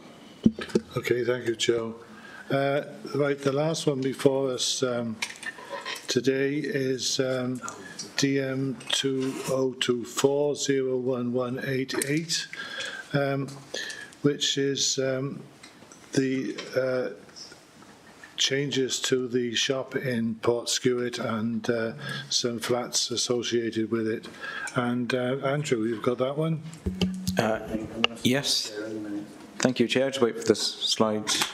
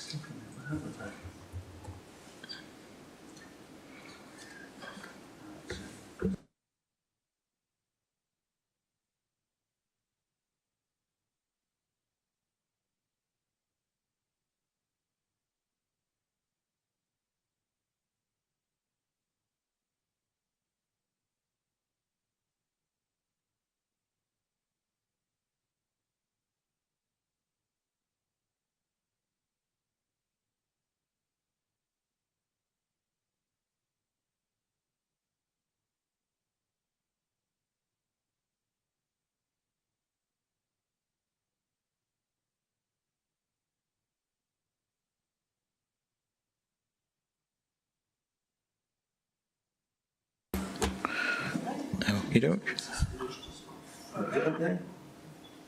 Yeah. Yes.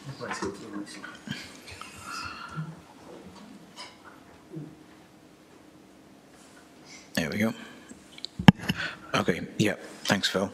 So, yeah, this is a full application. It's for a mixed-use development that would see the demolition of an existing dormer bungalow and its replacement with an extension to the side and above the existing shop. The redevelopment would result in 3 one-bedroom flats in addition to the existing shop being retained. There'll also be a small extension to the front of the shop, as well as a communal garden area to the rear for the occupants of the flats. Just to confirm, point of clarity, the application is presented this afternoon as it's exceeded the minimum threshold of 5 separate households. So just on screen now, that's the application site. You can see that's the dormer bungalow is there, number 9, detached building, and then the existing shop in Portskewett is there, number 7 on screen. That's the extent of the site in red. And there we are on the ground, so self-explanatory really. That's the dormer bungalow rather on the left to go, and the existing store on the right. You can see in that shot though the existing on-site parking. There's currently 2 cars parked in that shot, but there is space there for 3, and that is to be retained for the flats as part of the redevelopment. Next slide shows a perspective just going around the corner. You can see there also in this shot the relation to these obviously quite lower buildings given the wider context, but you can see the neighbouring residential dwellings in the background there that are actually set at a higher level, and I think that's perhaps better shown still on the next slide. There we go, you can see there they're set above the application site. So just to quickly run through the drawings then as part of the application submissions. That is how things stand at the moment. Say there are separate buildings and the bungalows to go outright. Just turning through, so that shows then, we've seen the photographs and that perhaps shows it better still again on plan. That's the sort of interrelationship between the existing buildings and the higher level residents in their dwellings behind the site. And that there is the proposed site plan. So you can see, I mentioned earlier, the parking spaces to the front, they would be retained, and as I briefly noted earlier, there'd be a communal garden to the rear. You can see that there, thanks Phil. That would be there to serve residents of the flat. So that's the layout. In terms of the elevations, etc. Well, the sections there. So there is an increase in height. I'll touch on that later. But you can see that's again that interrelationship between the increased size of the building and the existing residence.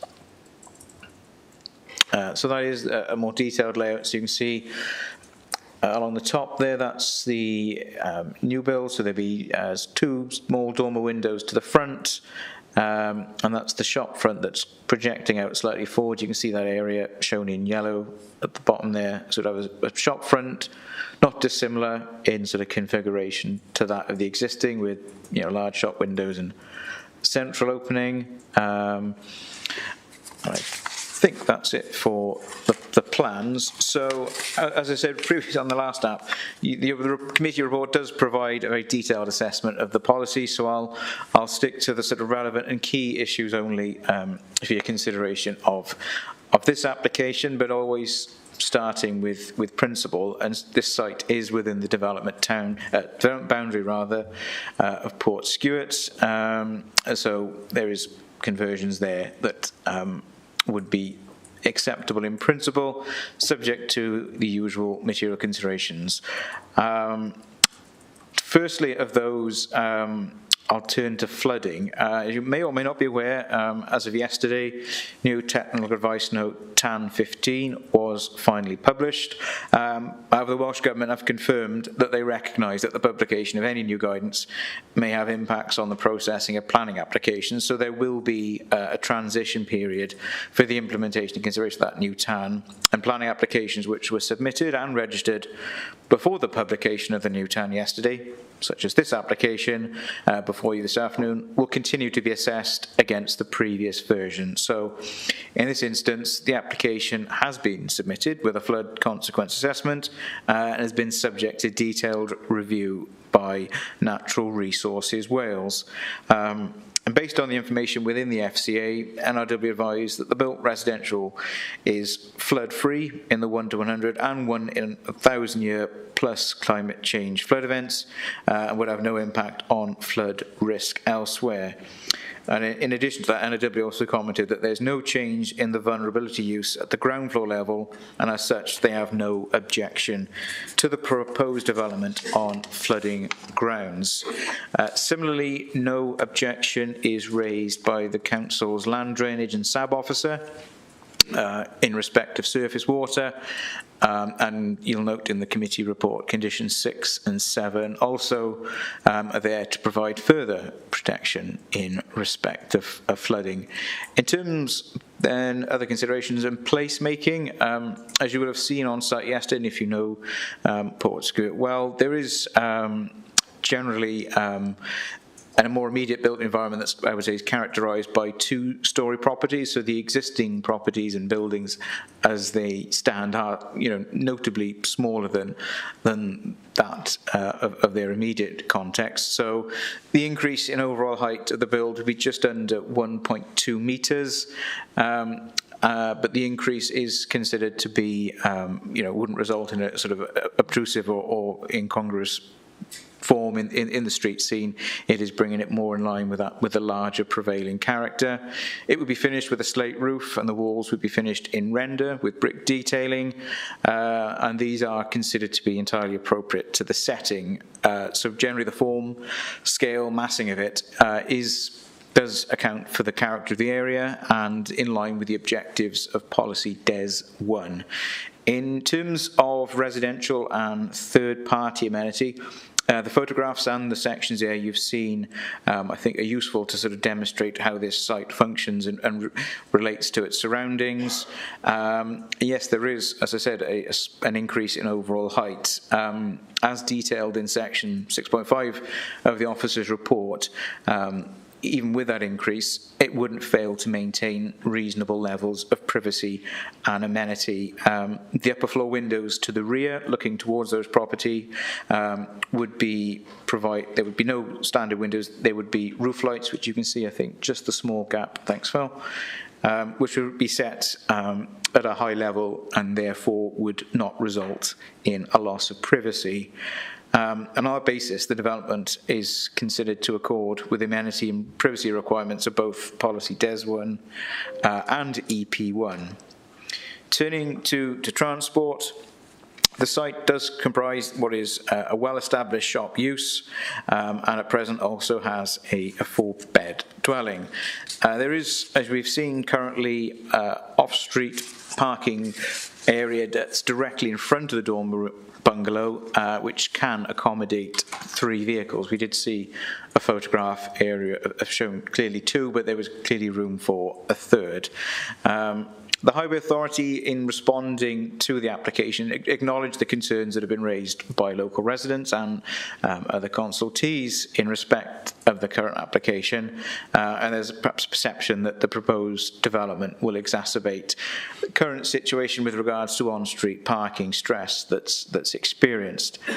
But the highways engineer does confirm that there are no grounds to sustain a highway objection. The parking requirements for the 3 flats would be the same as that of a 4-bed dwelling, and would be served by the retained space at the front of the site. The extension to the retail offering in the shop is a very modest scale, and therefore there would be no substantial material change in terms of the parking arrangements between the existing and proposed redevelopment of the site. The shop would remain also a convenient walking distance to local residents in Portskewett. For those on site yesterday, we did observe the sort of relatively short-term nature of trips and visits to the shop, and whilst vehicles do park on street, as stated earlier, the redevelopment would not give rise, and officers certainly are not of the opinion that it would give rise to actually an increased demand or activity at the site. It would be commensurate with the sort of existing levels of demand and that sort of high frequency of turnover of people coming and going. And on that basis, development is considered to accord with the requirements of policy MV1 in the adopted LDP. Similarly, sort of the final of the material planning considerations I'll cover for this presentation is that it does result in the net gain of 2 residential units. So therefore, similarly to the previous application I presented earlier, a financial contribution is required towards local affordable housing. This has been agreed via the applicant and would be secured through Section 106 agreement. And on that basis, and subject to the signing of that 106 and the conditions in the officer's report, it's presented you with a recommendation for approval. Thanks, Andrew. Again, we've got nobody registered to speak on this one. So open it to the floor to members. Councillor Bryn. Thank you, Chair. Can I ask what treatment the parking area is to receive? We noticed when we visited yesterday that it's currently just a crumbling concrete patchwork, and I'm presuming there are plans to improve this.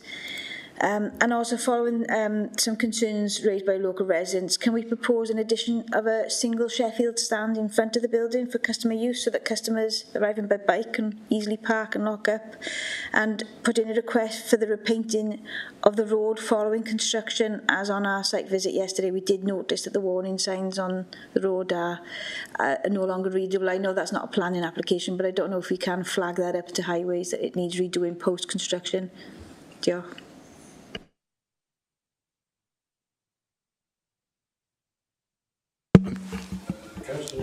Councillor McConnell. Thank you. Yes, I'd like to second that suggestion about repainting the sign on the road. It was a really good suggestion.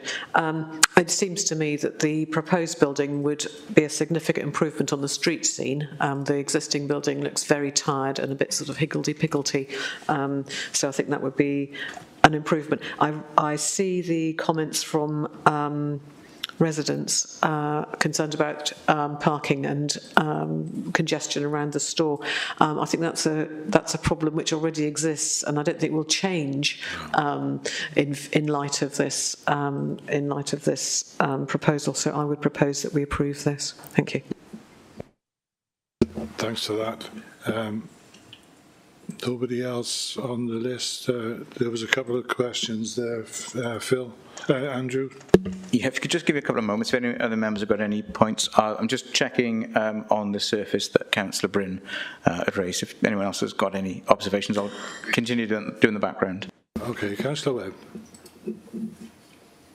Could I just second Councillor McConnell's proposal for approval of this application, please? You certainly can. Anybody else wants to contribute? You run out of time, Andrew.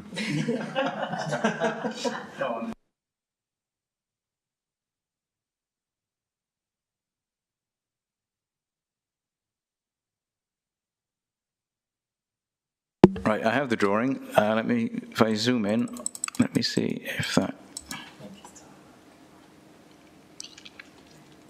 Yeah, it's not labelled on the drawing. It just says 3 number of parking spaces. If it's going to need SAB approval, so that will, as I say, separate regime to us.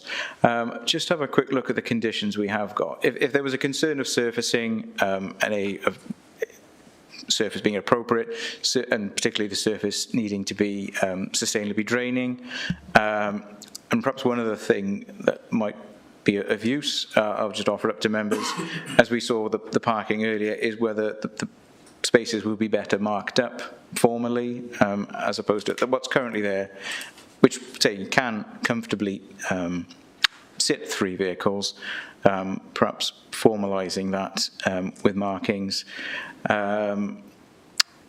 Yeah, I mean, there's a condition already there for about surface water, so that is there to manage how the site would deal with surface water and would include the area at the front. But if an additional condition could be imposed for the details of any hard surfacing to be agreed and for parking spaces to be demarked on site prior to being brought into beneficial use, again, that would just add to the clarity and make sure that those spaces are used properly and that it wouldn't lead to then one of those potential occupiers having to park on the road through errant parking. Can't control people's parking, but if it's in there from day one, then at least that's covered. Some of the other points that were raised by Councillor Bryn, in terms of sort of any sort of bike sort of security at the front of the site, it's not offered as part of the application, and at the minute there's not the sort of policy levers to insist on that. It makes a lot of sense, particularly for sort of local residents that if maybe walking or cycling, particularly cycling obviously, it would be a useful, and we could sort of mostly make the applicant aware of that's something that would be a benefit to the community, their customers, but there isn't the sort of policy levers and mechanisms for us to insist on that. In terms of the warning signs on the highway, yeah, we did note that. That's not something that could be sort of managed or secured through this particular planning application, but to the point, yeah, we certainly can highlight that with colleagues in highways and make them aware that that's been observed by us as a committee for them to pick up. Okay, thanks for that. Councillor Rock. Thanks, Chair. I was just going to comment about the need for a SAB report on the site, which would automatically highlight the parking as needing to be controlled. The parking area needs to be controlled. And also was going to suggest that that we condition the permeability of the surfacing as we did before. But Andrew mentioned those in his comments. Okay, thanks for that. Yeah, do you want to come back? Yeah, I was only going to say it would be if we could have the condition for the surfacing to be permeable, functional, as you say, demarked, but also a bit more aesthetically pleasing than the concrete patchwork that is there currently. That'd be wonderful, dear. I think we'd all be happy with that. It was a bit rough, wasn't it? Okay, in that case then, we had recommendations from Councillor McConnell and Councillor Webb. So, Rich? Sorry, Chair, just clarify that's with that additional condition as well. With that additional condition, yeah. I'd like to vote now then.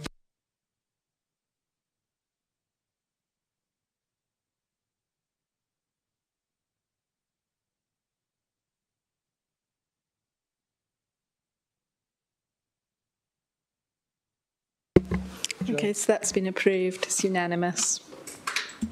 Thank you for that. That brings us to the end of the applications before us, but Andrew, do you want to comment on the appeal decision? Yes, thanks, Chair. I think we have got some plans up of the only appeal decision we've received since we last met.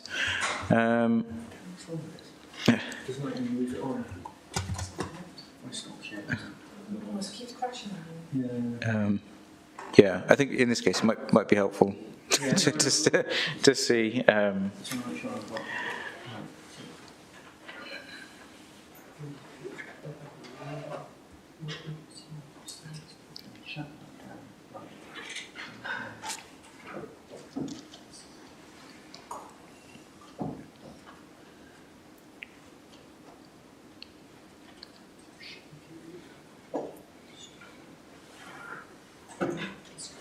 Excuse me, Chair, please.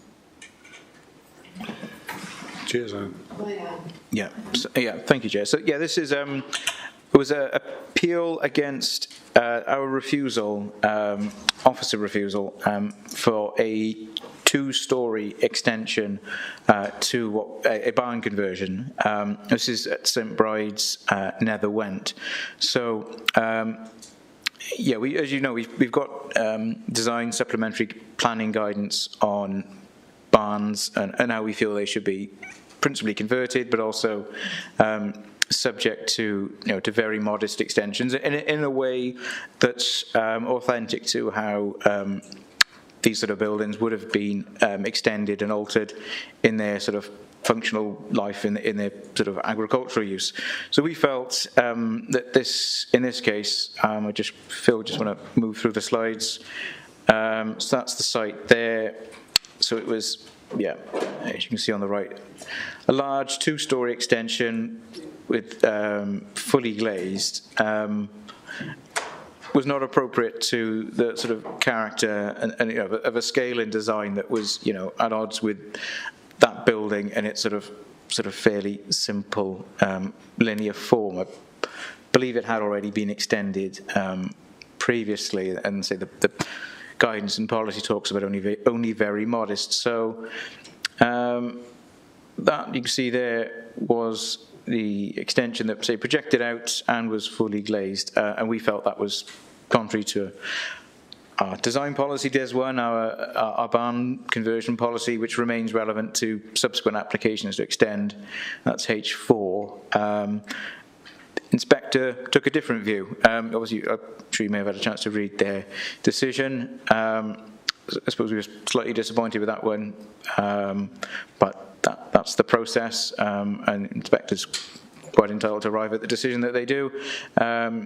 We I think, as officers, still feel that's not an appropriate way to extend a barn in the open countryside, but certainly take on board the points made. But yeah, just wanted to report if there are any observations or comments. Yeah, Chair, can I just reiterate what Andrew said there? That's not an ideal way to extend a barn conversion. It's quite modern. We accept the decision from the inspector, and that's absolutely fine. Don't think that this will be really setting us some guide in when we continue to look at barn conversions and applications in the future. Our SPG is quite clear and quite robust, and we do feel that these types of buildings in the open countryside do need quite careful consideration. So, again, as I say, we accept the decision, but not sure it's going to really impact on the way that we determine applications like this in the future. Are you concerned that it might open doors for further queries going forward, challenges to planning applications?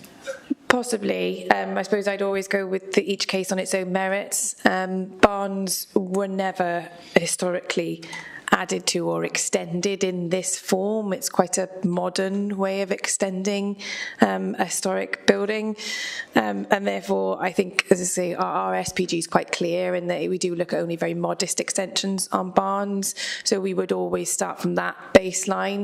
There may be exceptional circumstances when some barn conversions have not been done brilliantly and wouldn't pre the SPG, and therefore they may be in a slightly different situation. But I think we are quite, officers are quite good at dealing with barn conversions, and we do kind of maintain quite a high standard, and I think that is important. So yeah, each case on its own merits, and we just be reapplying those standards. If that application had come to this committee, I'd have recommended that we turned it down. So. It is now or will be similar to a property just up the road, but that was a new property some 10 years ago, the Bryn. Actually, we replaced an old cottage, but it was allowed because a magnolia tree had grown up through the old cottage and made it very unsafe. So it was allowed to be knocked down and started again. But yeah, that is a house with a big glass-fronted section. So not that that justifies it, but at least there's something similar to it, very close to it. Okay, in that case, thank you very much, everybody, and we'll see you next time.